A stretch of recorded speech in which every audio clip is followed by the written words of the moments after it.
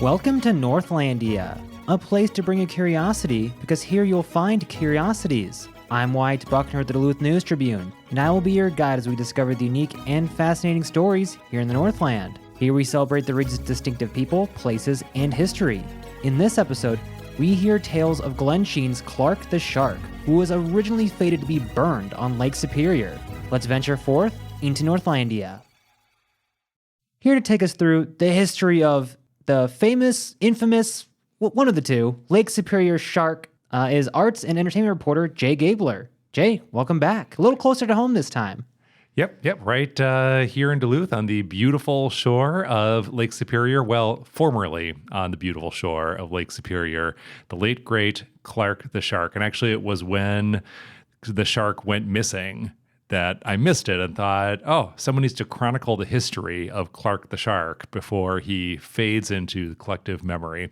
So I wrote an oral history of Clark the Shark, talked to several people who, let's say, knew him best, and put together an oral history for the print version of this story. Yeah, well, first, maybe let's talk about that slight difference in format, the oral history, and what, reading through your article, because normally these are like, if you read the column as well as listen to the podcast, you know that the reporters who come on here also put together a well laid out report, like introducing a lot of the quotes from the interviews that we've done, as well as additional information. It's a fully written story. But this time around, you took a different approach where you kind of laid it out more like, say, when I put together my videos where I'm utilizing just the sound bites from the people we interview to tell the story. My own voice is not in the video. That seems to be the case for your article this time around as well, minus the intro.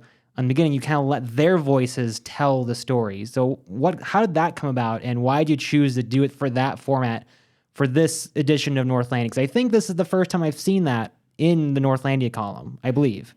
Honestly, I think I probably thought it would just be a funny headline, an oral history of Clark, the Lake Superior Shark, because an oral history has such an important sound to it, right? Like you would do an oral history for, an important community topic or a community within a city. So I thought it was funny to use it for this kind of silly but, meaningful project that happened at Glensheen. But then also, I thought it was fun to counterpose people's different versions of Clark the Shark, because it is kind of a silly saga. And I thought it might be best if I took myself out of it as the, supposedly authoritative voice and just let people sort of sort it out among themselves, among my different sources regarding exactly what happened with Clark the Shark. Mm-hmm. And so maybe let's get into, for those who aren't in the know of Clark the Shark, what is Clark, the Lake Superior Shark exactly, and how did he come about? Clark the Shark was a wooden shark mounted for everyone to admire, and it was just about the same size as Jaws, the shark scene in the original 1975 movie. I haven't seen all the sequels, but I kind of have a sense that Jaws got bigger and bigger and bigger until Jaws sort of morphed into the Meg in movie history. Much bigger in the Meg. Yes, but it was, the original Bruce, I believe, was the name of the Jaws model in the original 1975 movie. It was a pretty big shark, pretty scary. You're gonna want a bigger boat if you're going to go after that shark, and that certainly would have been true of Clark had Clark ever gone out on the water, which he did not.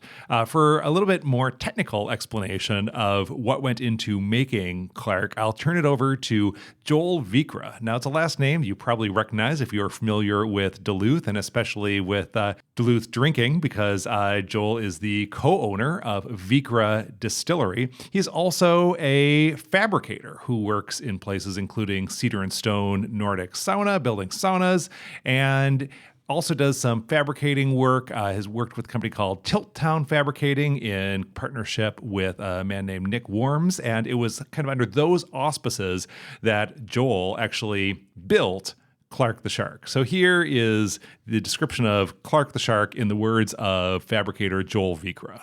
I need something that's quick to build, not expensive materials, just kind of easy and straightforward. So we picked just like sheathing plywood, just kind of cheap 3/4 inch plywood for the skeleton, and then pallet wood for the skin. And then the thing was big enough that we needed kind of a steel structure for it to stand on. So I just used some scrap metal that I had around. We welded up into a frame for it to stand on. And then I was like, how am I going to scale up a great white shark? So I found like I don't know if you ever did this when you were a kid, where you would make a grid on a piece of paper, and then you would like trace an image, and then you would make that grid bigger, and you can relatively easily match the shape on the bigger grid. So I did that with a 3D model of a shark, where I just on my laptop I would just kind of cut through at different points at slices, and then I would make these little I would make these little grids and make a sketch, and then we converted it to be 24 feet long, and just like traced it out on the plywood and cut it out with a jigsaw to make the skeleton. And so, Jay, where and when would most people have seen Clark? Clark the shark was seen on the historic Glensheen estate, right down there by the water's edge on the grounds from February 2020 to November 2023.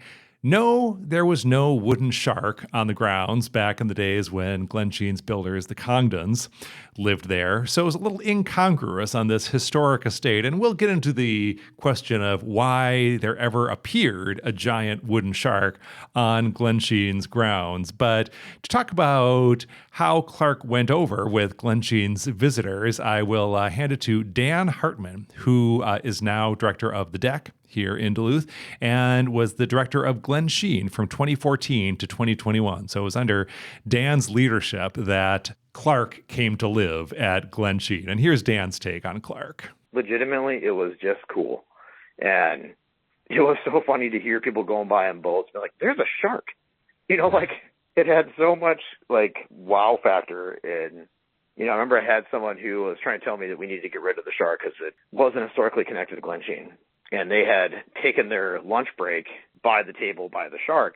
And then she later came back to me and she's just like, okay, I get it. While I had lunch, like at least 40 people took their picture in front of the shark.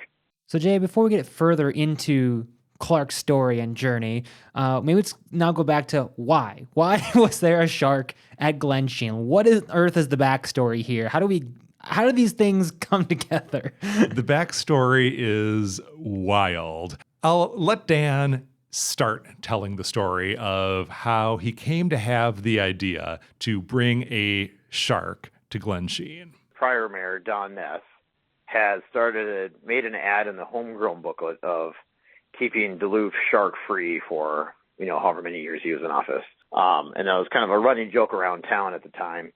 And several of us had watched the documentary on the Fire Fest that did not work out, and we thought it would be kind of a fun deal. And I don't remember how it got to being a shark, but probably between myself and Jane Peterson, we probably made that up. So, for frame of reference, have you seen the Fire Fest documentary on Netflix? Yeah, I've seen both of them. There's two? Yeah, I think there's one on like Hulu has one. Oh, I haven't seen that one. Yeah. I've only seen the one on Netflix. That was quite a wild story. It's just hard to imagine anything in Duluth being inspired by that fiasco. Yeah, I remember the Fire Fest going down in real time. Thank God I didn't buy a ticket. I wasn't there, but I remember seeing it happen on social media, and people were just obsessed. They're like, this festival cannot possibly be going this wrong, that all these people have flown down to this island thinking that they are going to be attending this luxury festival, and instead they're in, what looked like storm refuge tents eating sad looking sandwiches. Yeah. Anyway, so the Fire Festival, of course, was a notorious disaster. And if you and I are in disbelief that that would inspire an event at Glensheen, Duluth's historic mansion, well, so was Joel Vikra when he got a call from Dan. Here's Joel telling the story. He was like, hey, I've got this crazy idea. It's based on the Fire Festival. And I was like, the Fire Festival that, was just widely sort of disreputed in the media with those documentaries. He was like, yeah, just like that one. We need like a culminating object to burn. And I was thinking a shark. And so I guess after he appeared to be serious in the way that Dan is serious about things, I said, well, how big do you want it? And he said, as big as possible. And I said, all right, we'll do it. and thus the idea of Clark was born. I guess something came out of the Firefest that was maybe positive ? Or I at the think very so. least interesting. I think that's the conclusion. At the end we'll get to whether there are any lessons to be learned from this whole saga. But yeah, basically the idea was that Glensheen was going to do a Firefest, kind of playing on the idea of, or certainly the name of the disastrous Fire Festival, which was spelled Fyre festival. So Glensheen was just going to be Fire, and there was going to be literal fire. So they're kind of bringing this like Burning Man element as well. And also, to put this in context, this is going to be in February. So this is going to be in February in Duluth. It's a quiet point in the calendar. It's very cold. A lot of people, unless you're, hardcore into winter sports, try to stay inside and avoid the weather. And so, Dan and Jane Peterson-Yandel, who was the marketing manager at Glensheen at the time, thought, well, let's give Duluthians something fun to do in February in the cold, right down on the windy shores of Lake Superior, and get people to Glensheen at a time they might not otherwise be visiting. So that was the thought. And then they were going to have this giant shark that was going to be burned in sort of a culminating feature. And they had all the plans were laid. Joel explained to me how he was really mindful of the fact that this was going to burn, and he didn't want it to be a disappointment. He didn't want them to start it on fire and then have it burn out or have it look weird or whatever. He really wanted it to be one quick, big, impressive, and safe burn. They had made plans for safety. They were going to do it down on the water's edge. They were going to have, people kept at appropriate distances. They were going to have, authorities watching in case anything went wrong. But, it's called a controlled burn, and these are things that happen in the world. And so, the Glensheen people thought, well, will be certainly an impressively sized burn, 24-foot shark, but it's not like the biggest thing that's ever been burned in a city before. And you are, after all, on the shores of a lake. And so this should work, right?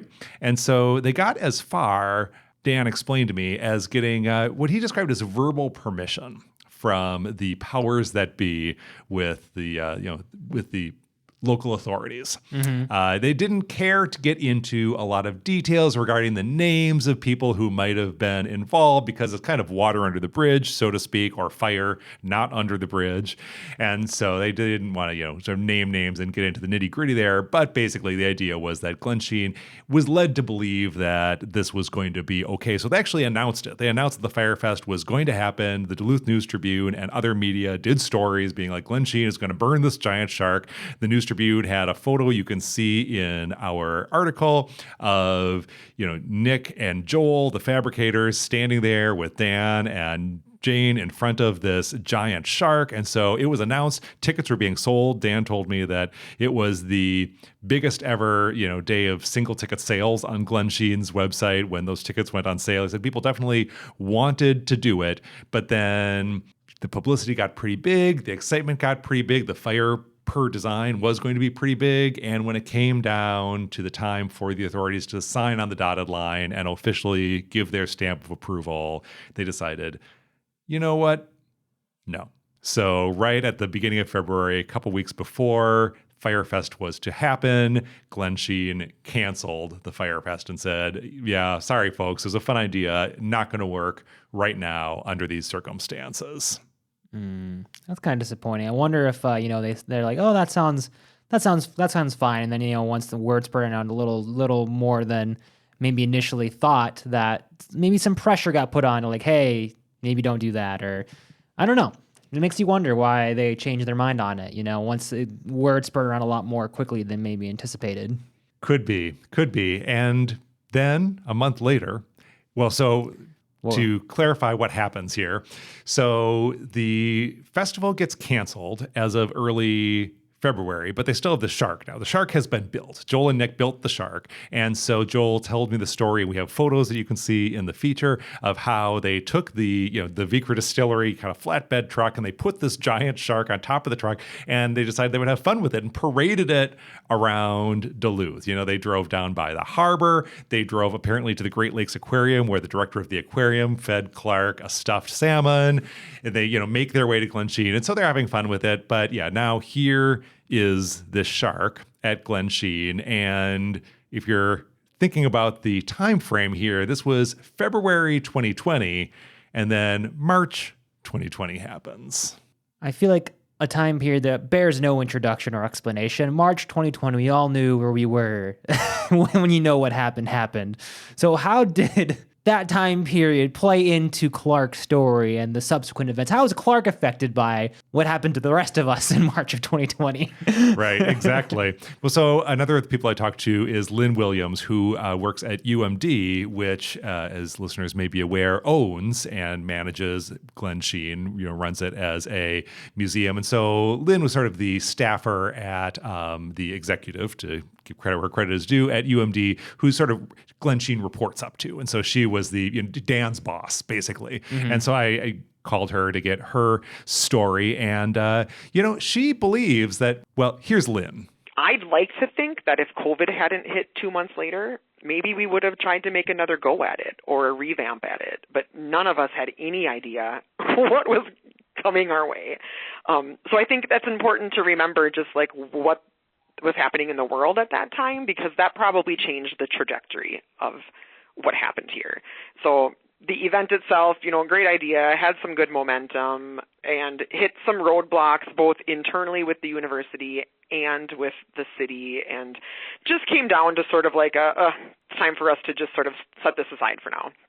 And then 2 months later, COVID hits, and we knew we were going to do something with the shark. So now we have Clark, who was destined to be burned. That plan got shot, and so they decided to parade him around town, give him a second chance of life, as it were, and then maybe consider the possibility of making a more official second attempt and making it happen. Pandemic hits, tragic for everyone involved, but then that still leaves up in the air. What happens to Clark? What happened to Clark next? So Clark goes down and is installed, if you will, on the shore of Lake Superior on the Glensheen grounds.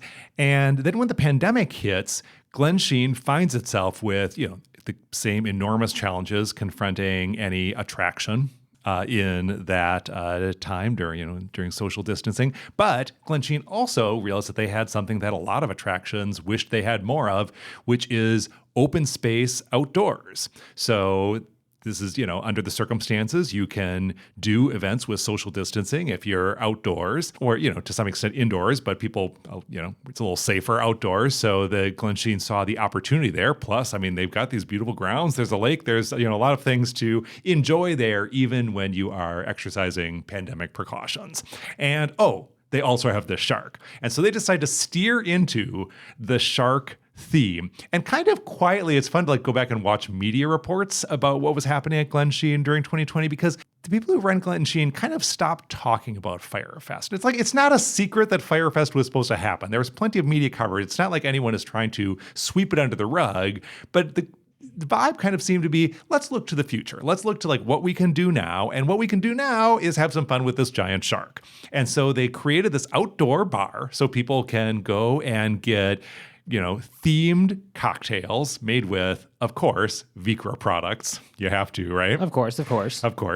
Anyway, so they have this bar where you can buy these special themed cocktails plus other beverages, and they have events where people can come and, with social distancing and what have you, enjoy a little bit of time out in a bit of community out there on the shore of the lake. And the whole situation is shark themed. And at some point, this little sign goes up in front of Clark that was there as long as Clark was there, that asked the question, why a shark? The first thing anyone's going to ask when they show up at Glensheen and see a shark. And the answer provided on the sign was, well, the shark is here to help us remember our duty to keep the waters of Lake Superior shark-free, which, as Dan mentioned earlier, was kind of this long-running joke in Duluth that, we need to keep the waters shark-free. So they started to play on that, and they turned it into this whole shark-themed outdoor experience that people really enjoy. And the shark stayed there even after COVID precautions no longer became necessary, and sort of remained a mascot of sorts at Glensheen up until November 2023. So I guess that raises the question then, where's Clark now? Where'd he go after that fated day in November where he's just disappeared? The honest answer is that we don't exactly know And I'm okay with that. But what we do know is that Clark is no longer on the grounds at Glensheen, and I will let Lynn Williams explain why. I will own that. I will own telling them they had to get rid of Clark. It was falling apart. It was never built to withstand a year, let alone 4 years and winters and all of the elements that come on the shores of Lake Superior. And essentially, it was falling apart. It was literally kids would climb on it, and I was concerned about the safety. I was concerned about the exposure to nails. It was rotting. It just literally was never intended to last that long. All right, so that makes sense. The shark has to go. Wasn't designed to be on display for as long as it was. I could see that being a safety hazard, especially anything involving children. But come back to your question, where's Clark? What happened to Clark? So when I asked Glensheen to, answer some questions around this whole story and the whole saga, I was referred to Lynn, who is a, great person to talk to. And she was very open in sharing her perspective. But remember, she's sort of the boss of all of Glensheen in a manner of speaking. And so what she knew was she told Glensheen and the staff there, you know what, we've got a safety hazard here. Clark has already lasted years longer than he was meant to. Clark needs to go. And so what we know is that the staff at Glensheen made Clark go.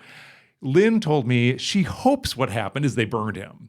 Probably not all in one piece. What she kind of hopes happened is that they took him apart safely and then had a big bonfire or a series of bonfires with the components of Clark so that he finally was burned. But she doesn't exactly know how the staff at Glensheen made Clark move on to the next stage in his journey. So I guess, Wyatt, theoretically, it is possible Clark could be sitting in some, UMD student's garage somewhere.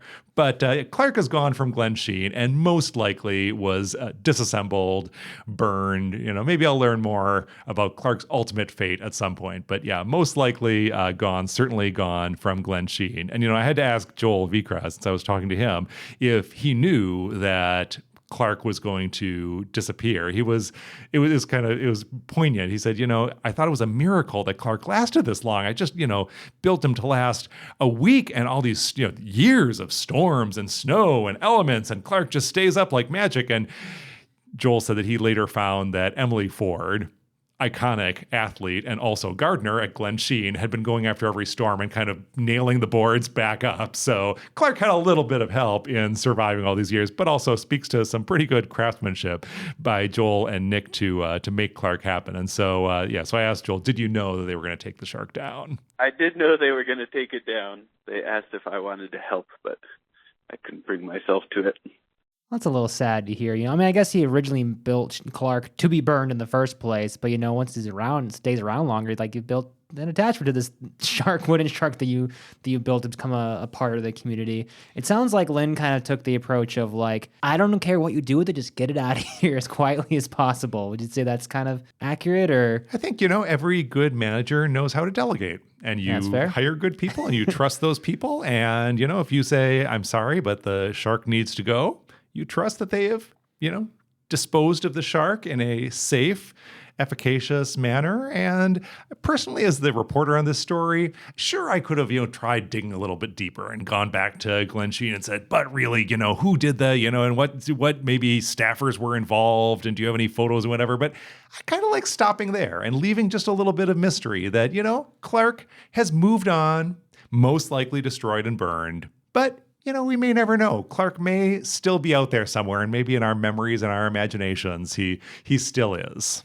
Or maybe we could eventually get a follow-up. If a listener, if you know what the ultimate fate of Clark the shark, we welcome your information and your tips of where Clark could be found or his remains could be discovered, Poor Clark. Justice for Clark. We got to know what happened to him.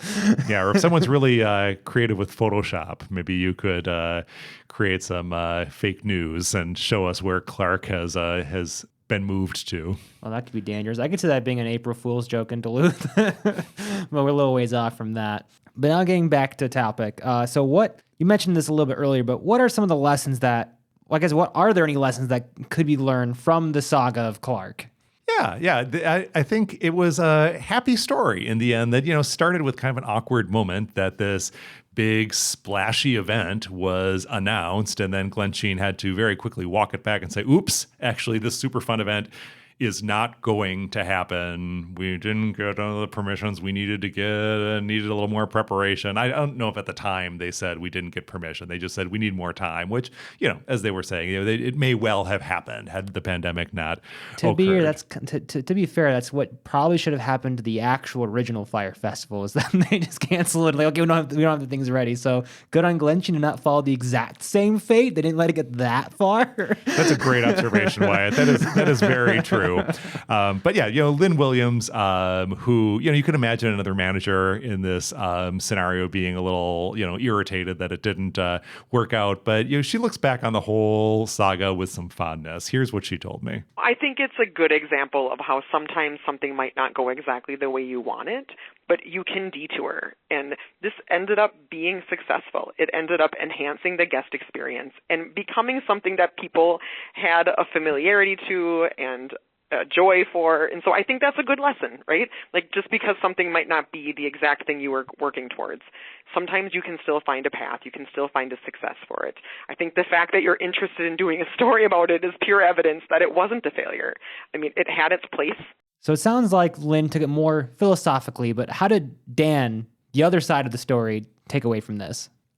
Dan is, now, as I mentioned, at the deck, but his tenure at Glensheen was definitely known and appreciated locally for being a time when the historic mansion took a lot of risks and tried new things that it hadn't done before.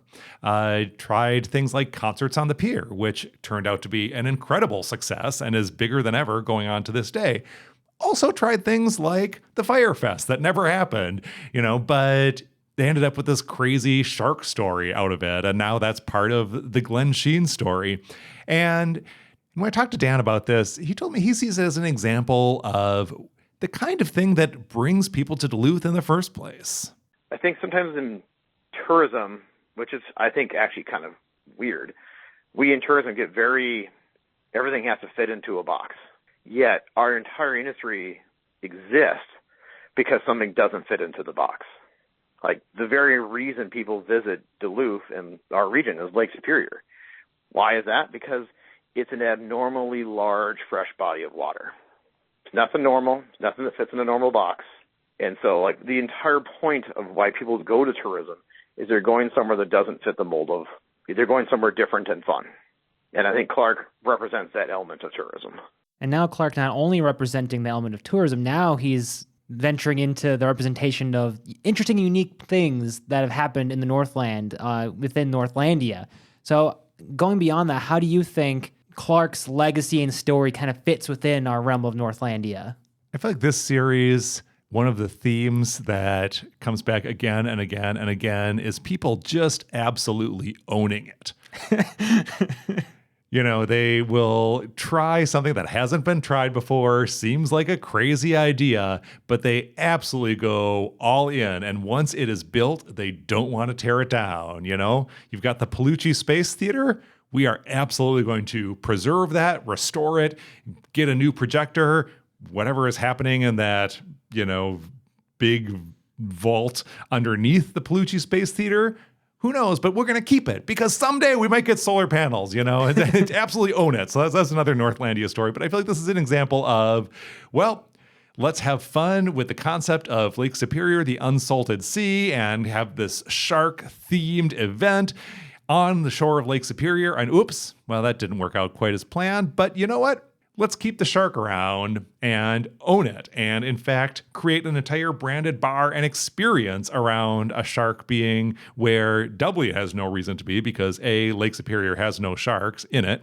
And B, historically, Glensheen was not associated with the sharks that did not exist in Lake Superior. But once that shark was there, Glensheen owned it. The community owned it.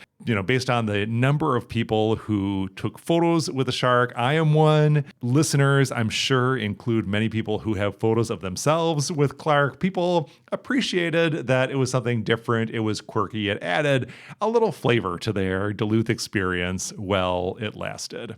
Thanks for the memories, Clark. Mm-hmm. And again, maybe he's still out there somewhere. We don't know. Let us know if you have any tips. Yeah, let us know. All right, Jay. Well, I think we'll wrap up there. Thank you again so much for joining us. And I'm looking forward to our next Northlandia piece, which we've already gathered ahead of time. That one will take us a little further away, all the way to Madeline Island. So listeners, keep an eye on for that one. That could be one of our most wild adventures we've been on, or most curious, I'd say. Definitely our first Northlandia interview that involved a source drinking and smoking through the entire interview. Yep. So keep an eye out for that, listeners. Jay, thanks so much. Thanks, Wyatt. And thank you for joining us in this venture into Northlandia. To read the article for this week's column, as well as see photos, visit DuluthNewsTribune.com/topic/Northlandia. If you enjoy this podcast and would like to support us, consider becoming a subscriber of Duluth News Tribune at DuluthNewsTribune.com/subscribe. Join us again next time and discover the extraordinary stories you just might miss if you're on the right place at the right time, ready to step off the beaten path with no rush to return, here in Northlandia.